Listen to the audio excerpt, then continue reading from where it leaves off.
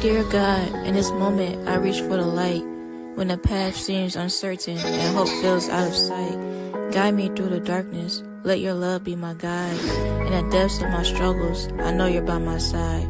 When the world fades away, I find myself wandering through memories, tracing the lines of who I used to be. In the quiet night, when the world fades away, I find myself wandering through memories, tracing the lines of who I used to be. A tapestry woven with dreams and scars, each thread a story, each color a part of the journey that shaped me, the battles I fought. In the mirror I see a reflection, a mosaic of moments, a collection of lessons.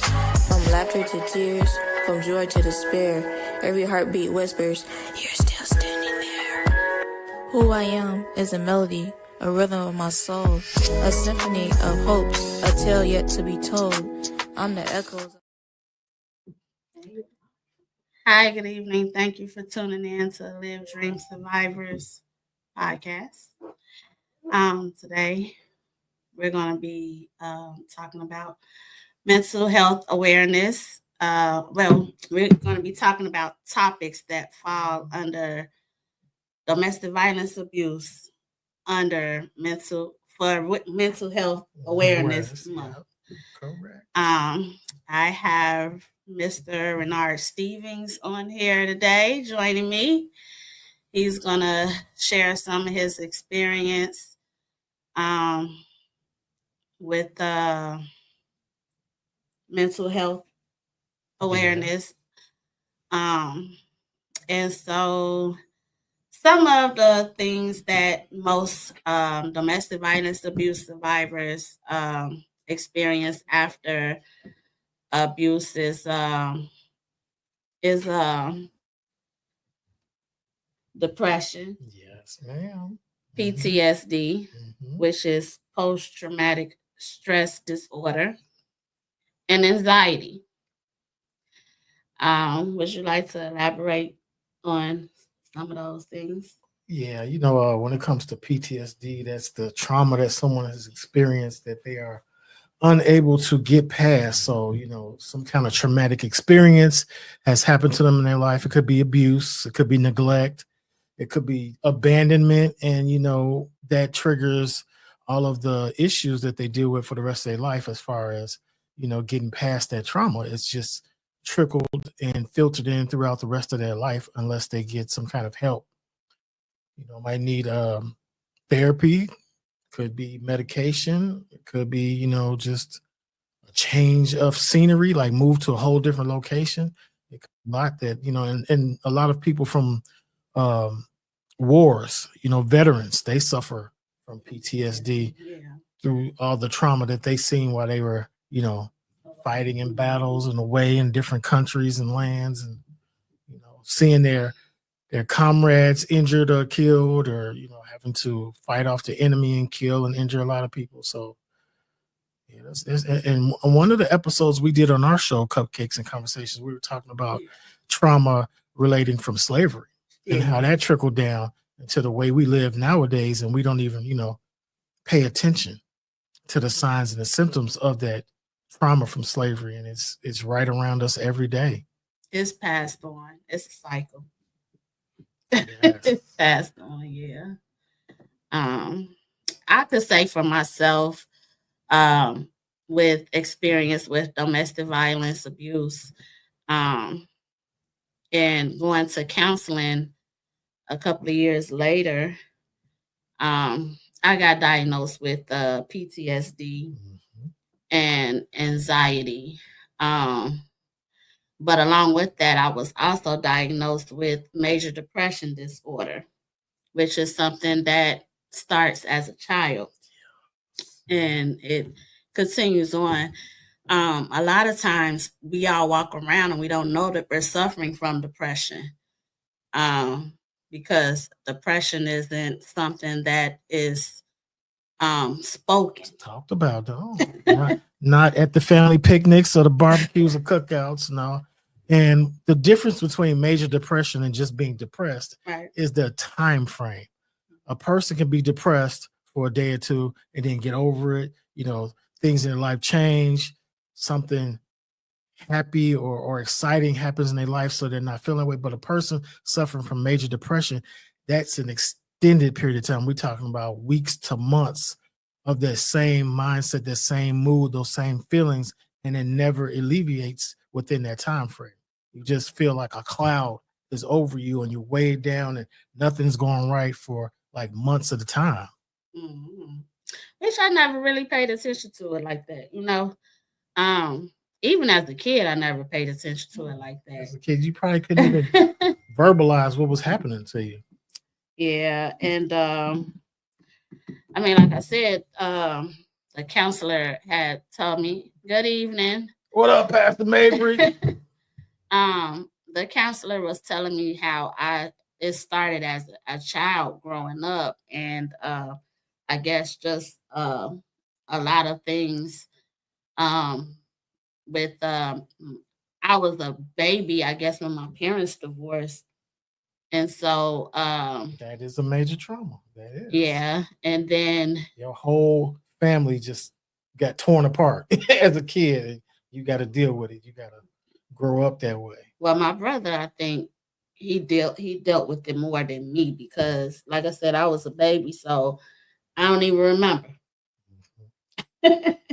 I just know one day I asked my mom, where was my dad at? Yeah. Because I was so used to hearing the kids talk about their dad.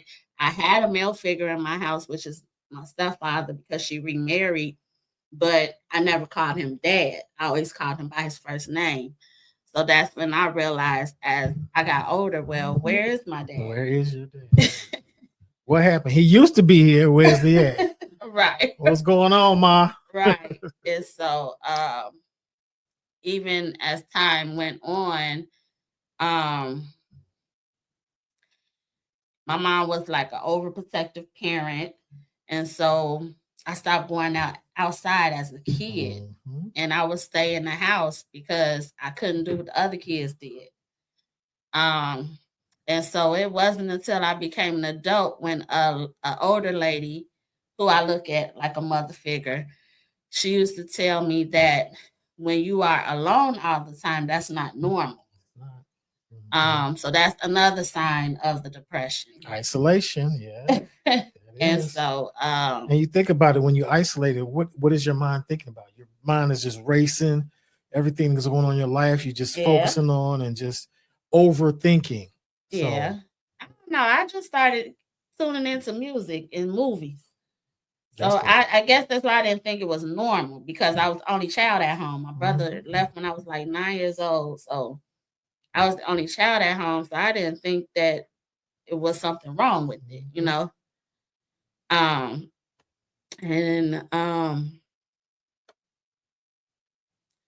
Dr. Mabry said, what did he say? We talk about it with insensitivity and call them crazy or say something is wrong with them. Person who's dealing with yeah, that's true. I'm just like kind of sharing some of my experience with it and not thinking that it was something wrong. But now, as an adult, you can look back at it and it's like, yeah, that was not normal. That was definitely different. But I'm still like that sometimes. But I guess because of me being by myself, I just got immune to it. You know what I mean? That just became your lifestyle, right? Yeah. Rolling solo dolo. Yeah. And then anxiety part, of course, I didn't start dealing with anxiety until I lived in Maryland, which was like in 2018, 2017. I was sitting on the bed one day and I thought I was having an asthma attack. And I'm like, but I could still breathe. So it's not, so you like, an asthma attack, but it's just like you're hyperventilating.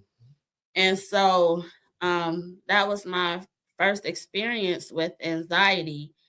And so, I mean, all of those things, the anxiety part, the PTSD, it like for me, PTSD could have came from the abuse. It could have came from car accidents, any type of trauma that happen to you in your life. You know what I mean? Absolutely. And so, you know, how I prevent those things, I tell a person quick, do not sneak up on me.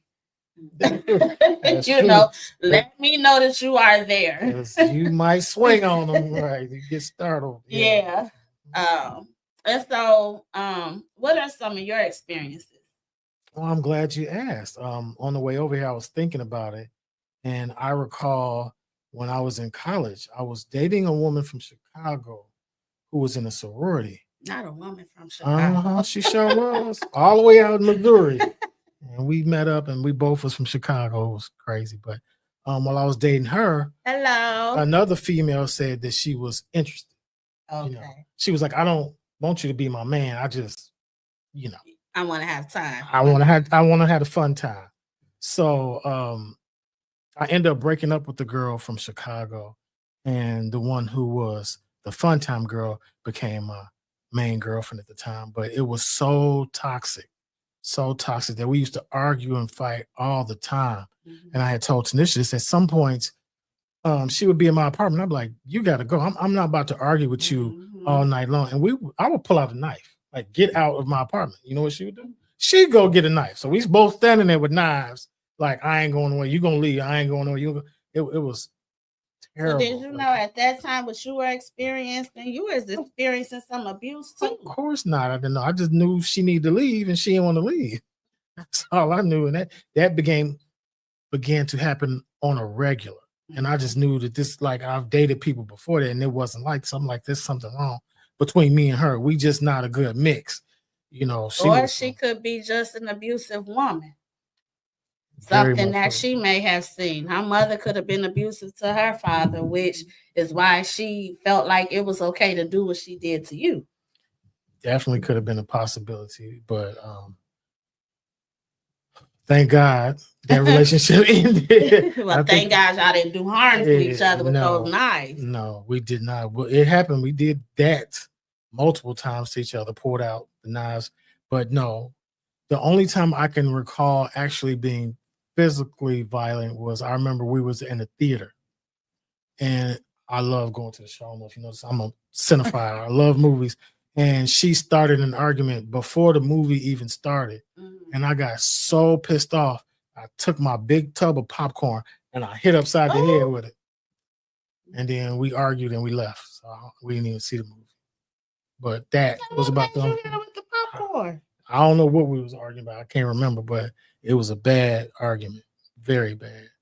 But that's as far right. That was abusive. That's as far as it went with the physical abuse. We just sat there and cursed each other out, you know, being disrespectful. Y'all was verbally abusing, emotionally abusing. Correct. To each other. Mm-hmm. Mm-hmm. Okay. And so what you say, that was all that you experienced, or? Yeah, as far as that, and the situation with my wife, which we talked about on the show before. Yeah. The one time we got into a physical altercation. Yeah. But and also thinking about it, which is another topic I brought up on the show, my grandparents. Mm-hmm. My whole life I grew up with my grandmother on my dad's side, and my grandfather was never around. But it wasn't until I was a mature adult when I had a sit-down discussion with my dad, and I was just like, why was granddaddy not around? Why was he never, I'm thinking he might have been dead or something, but I end up going to his funeral. So I'm like, why was he never around when I was growing up? And my father was like, well, he used to abuse. He used to abuse your grandmother. He used to get physical and violent with her on a regular basis. So at one point, she just decided enough is enough and, put him out and got a divorce from him. So those are kind of traumas that be happening in a family that people don't discuss. Talk about. They don't discuss it. Like, I would have never known my grandparents were separated because of domestic violence until I asked that question. So if we're not talking about it on a regular basis, hey, First Lady Mabry, we're not talking about it on a regular basis. Yeah, I hadn't looked at the screen. Yeah. So if we're not talking about how we're going to deal with it as a people, if you're not discussing those kind of things Yeah. within your family, then they're going to keep happening and keep happening. Yeah. And the cycle is going to keep going. I was talking to my aunt about that about a week ago. And I was just telling her about the podcast and the things that I talk about and how to break our family cycle and how we need to talk more and more about the things that happen, within our family, like as far as them being sexually abused or assaulted or whatever the case may be. And like I told her, like, instead of saying, well, don't be left alone with this person, explain to me why not to be left alone? Because what if something would have happened and it could have been avoided had you just explained to me, hey, Chester for child molester, stay away from Chester. Right. You know what I mean? And so she was in agreement with me when I was just saying how some things need to be talked about. And I can also go back and my mom's not here anymore, but I could just think about some of the things that she used to do, which to me was something that was continued on from my grandmother, through some of her girls, where, once they've been hurt, they become bitter and they treat that man so bad, instead of just separating themselves or leaving. I can recall a few times that my mother would like cuss my stepfather out really bad. And the one time she did it in front of my daughter. My daughter was like 2 years old. And I then at that point was trying to get my own place anyway, because I was a mother and it's hard raising your kids in the same household with your parent. It is. And so that was just some things that I just didn't want my daughter to see growing up. Because at that point I felt like some of the things that she would say would be too much. It turns into verbal abuse instead of just walking away from the situation. I can also remember my great grandmother on my mother's side. Whenever we were being difficult children, not following the rules, disobedient, whatever it was that would piss her off, she would say, "Go out there and get me a switch off that tree." And I did that one time. Good. That was from she was from the South. Yeah. So I did that one time, and I came back with a switch about that big, and she was like, "Oh, okay, you want to play with me? All right." So she went out and got a switch that big, but I brought that up because that was the tool she used, and I was used to that. I knew if I got in trouble, Grandma was gonna get a switch. But my mother, whenever I would make her angry as a kid, she would hit me with anything, whatever was in reach. We're talking about shoes, extension cords, mop, and they mop wasn't handles. Missed. No, it wasn't missed. But as did a that kid, affect you? Yeah, as a kid, you don't really think about what's happening to you until you're done. You're like, you know what? I think a hand would have been just enough to spank me with than whatever objects you could find near you. So it wasn't until, as you said, how it affected me. I got older when I realized that that's abuse right there. That wasn't just a whooping. That was abuse. When you're getting hit with objects, whatever is immediately in the vicinity that could do some harm or hurt you, that's physical abuse. I could say for me, I started off disciplining my children the old school way, but when I became a child care provider and started taking classes, I started trying different methods of abusing. I mean, not abusing, discipline. But discipline my children. And some was effective and some wasn't. Yeah. A lot of that stuff that in the textbook, it depends on the children. And see, with having children that had disabilities, because my kids were preemies, two of my twins were preemies. So it's like my one son, I just thought was bad till I had to really just realize that he just really didn't understand. Correct. That's why he would look at you and laugh, because he didn't understand. You know what I mean? So I start going different routes and teaching him different ways. And it worked somewhat. I mean, like for some kids, grounding works. You can't go outside because they love to go outside and play, have fun with their friends, playing tag, athletic, situation like where you can go play basketball. But if a kid likes to be at home and you ground them, that's doing nothing to them. This is it, right? This is where they want to be. Now you take away that video game system. Now that's a different form of discipline. You can't use your phone, no cell phone, no regular phone, no house phone. That might drive some kids like, be overwhelming for them because they used to being on the phone all day. So it's got to be tailor made for. It got to be like a case by case situation when it comes to disciplining your kids. But there are so many different punishments out there that you can use that's not physical. You can make a kid stand there and hold some books or make a kid write a poem. I've been seeing this new trend on TikTok or whatever social media where you make the kid dance to the video that's in the background. Oh no, like one of my kids,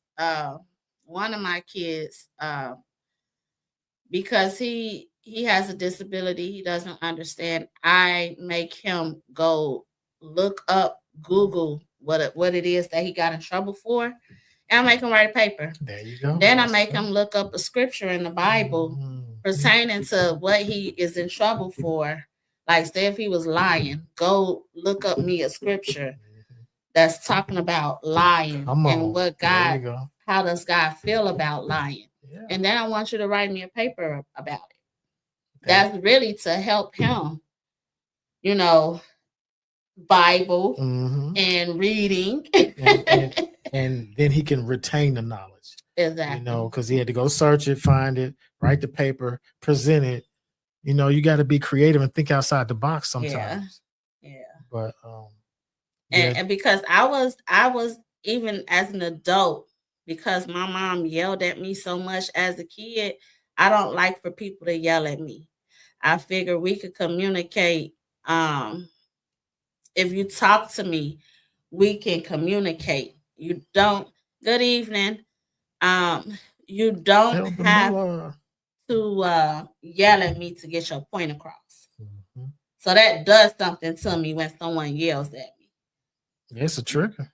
Yeah, that could be a little anxiety, PTSD right there, because that does something to me when you yell at me.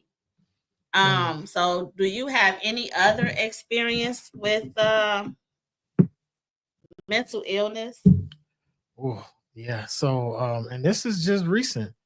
My mother let out a bombshell to my wife that her mother spent a lot of time in an institute for people with mental illnesses. And she even told my wife that, I took Renard there all the time to visit his grandmother. Like I'm supposed to remember as a kid that my grandma was locked up, in a padded room somewhere. No, I did not know that.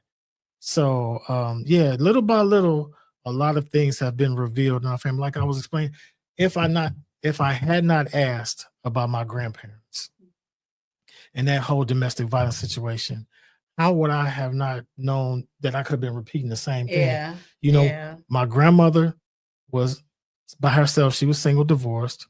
My parents divorced when I was like, I think younger than 10.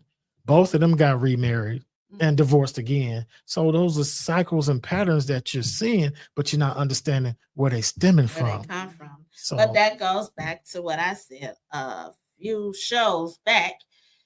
I said that, domestic violence is a family curse. Correct.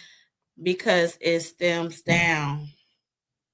We have been praying as a family and uprooting generational curses. Amen. That's what you have to do to get past it, to get it out of the family so that it doesn't go on generation to generation, your future generation. Yeah, and that's why we have to talk about it. We can't keep hiding these things, these skeletons in the closet when it comes to our family. Yeah. And then they just come jumping out like, oh. because while you was talking, also on my dad's side, it's a lot. We deal with a lot of mental illness.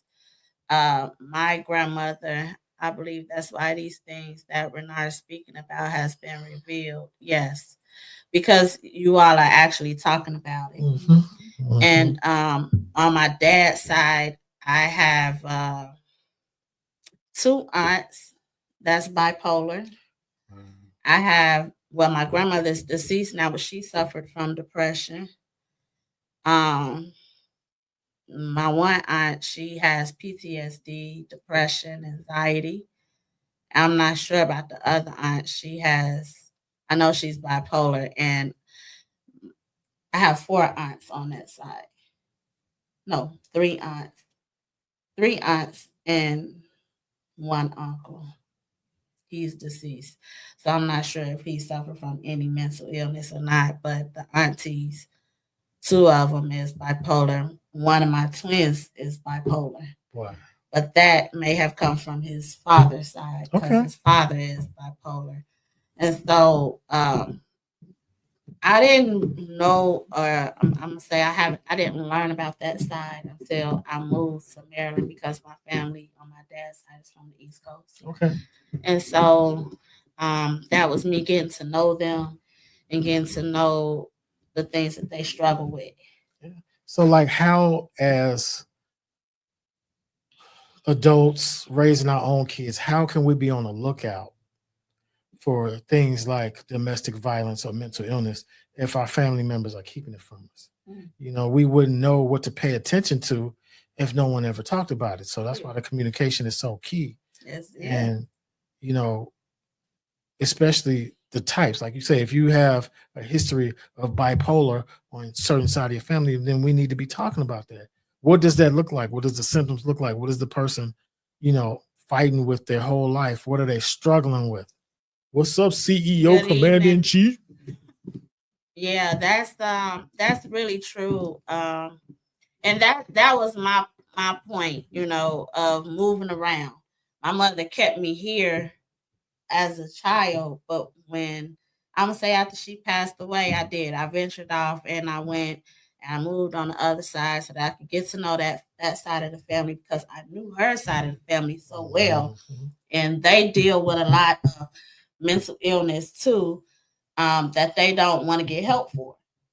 You know what I mean? And so I do. I kind of keep myself in one place because I feel like me and my children have already experienced enough dysfunction where I don't want to be around a lot of that dysfunction stuff. I mean, if I had to summarize it, I would summarize it with BOLO, as the police call it. Yeah. Be on the lookout. You got incest over here. You got child molestation over here. You got a pimp on this side of the family.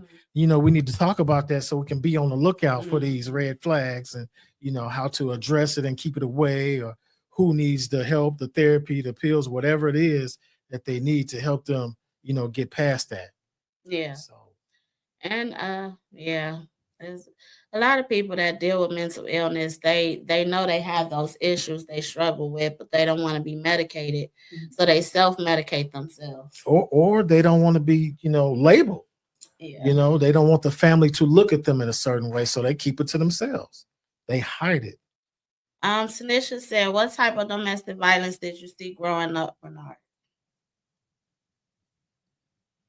In 1 minute? That's what you mean? Yeah, 2 minutes. 2 minutes. Oh, okay. When it came to my parents, I really never observed them getting physical, but they did argue all the time. Verbal arguments were regular. Somebody was always storming out. Somebody was always kicking somebody out. But yeah, I saw the verbal arguments regularly. When it came to my father and his second wife, I got to see domestic violence firsthand. I think I mentioned this on our show once when my stepmother caught her own son. He was her oldest child, and he was in the basement, getting some kind of sex act performed on him. And she had a meltdown and kicked the girl out. And he got so mad that he attacked his own mother. Oh, wow. And when I'm talking about attack, I mean, he beat her up badly. I don't know if he used a knife. She had to get stitches. She had a huge black eye. And that was my first time, experiencing a child attacking a parent. Who does that? That was like mind blowing to me at the age, I think I'm probably was around 12-ish, I'm thinking, maybe when this occurred. And so when you see that individual, how do you feel? She passed away. Oh, okay. Not that long ago. But after what that, about the guy that he passed away like a few years after he attacked his mother. Taken out. That goes back to the Bible. Yeah. He went against his mom. She had 3 kids. The oldest son was Kevin, the middle child was Kelly, and my younger sister, Keisha. Kevin was murdered a few years after he attacked his mother. My stepsister Kelly was murdered by her boyfriend after she had a baby by him. Wow. So it's just Keisha left out of that batch. So yeah, this and these were your siblings. That well, like Kevin had a whole different mother and father. Kelly had a whole different mother and father. Keisha shares my dad, so it's my dad and her mother. So like half sister. But yeah, these are my siblings. We didn't grow up under the same roof, but yeah. So you're talking about domestic violence, you're talking about Chicago gun violence, all of this stuff, just sexual. All the stuff sprinkling up. But the day that he did attack his mother, I came over later that day when she was in the hospital, and I could still see the blood on the floor in the kitchen from where the fight took place. But when she finally did make it home, I was swollen and black, like swollen closed, and she had stitches all over her body. That was very scary to see, as a kid. Okay, well, thanks for tuning in to my show today. If there's anyone experiencing any form of abuse, I have a nonprofit which is also called Live Drink Survivors Incorporated, and we put the other card back up. And abuse comes from so many different aspects, It does. As Tasha was told us before, it's verbal, physical, financial. There's so many different ways a person can abuse somebody else. Yeah. My nonprofit Live Dream Survivors Incorporated is dedicated to creating a safe space for abused women and children recovering from the effects of domestic violence abuse. And we offer support with child placement, housing, and counseling to help rebuild their lives. And you can contact us at 630-286-9514. And good evening. And what's up, Ramon? And if you don't feel comfortable or safe with contacting us, you can also contact the domestic abuse hotline. That number is 1-800. You remember it? No, I don't. She said it like she memorized it. I wasn't pulling it up. It's cleaned out. Let me go to it real quick. But yeah, don't suffer in silence. There are different programs out here, different ways that you can get help if you are being a victim of domestic violence abuse. And the domestic violence abuse national hotline is 1-800-799-7233. And thank you all for tuning in to the Live Dream Survivor show as we talked about abuse as well as the different types of mental illness that occur from a surviving victim of domestic violence abuse, which again is depression, anxiety, and PTSD. Yeah, and a lot of people, once they are victims of abuse like domestic violence or abandonment or neglect, it's coping skills. A lot of people don't have the coping skills to deal with the abuse, and so you see it the symptoms just spewing out of their body and their life in so many different forms because they just don't know how to handle that trauma. Yeah, because it's hard. I thank God I was able to continue on. It took some time, and sometimes it still takes a little time. Of course. And there's some people still in it. They know what's happening to them. They know they don't want it to happen, but they feel stuck in the situation. Give me your phone number one more time. It's the Live Dream Survivor number is 630-286-286-94.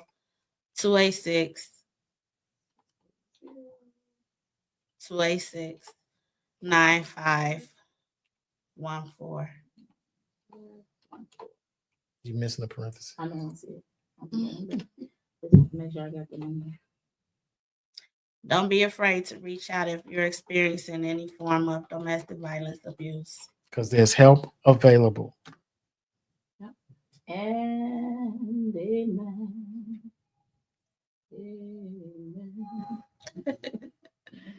And we are out.